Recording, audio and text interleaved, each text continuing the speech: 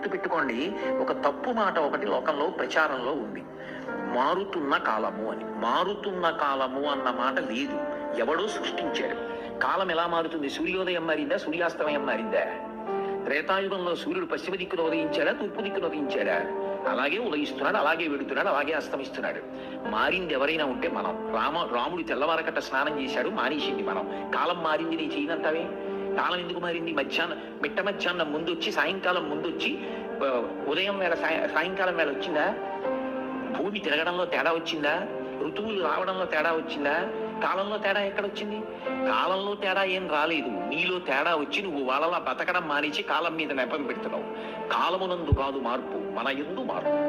దిద్దుకోవడం మనకొస్తే మనము రాముళ్ళ బ్రతకాలి. వాడికి వాడు సరిగా ఉండడం నేర్చుకోవాలి తప్ప, ఒక కాలమునందు మంచి వాళ్ళున్నారు, ఒక కాలమునందు చెడ్డవాళ్ళున్నారు అన్న సిద్ధాంతం ఎప్పుడూ ఉండదు.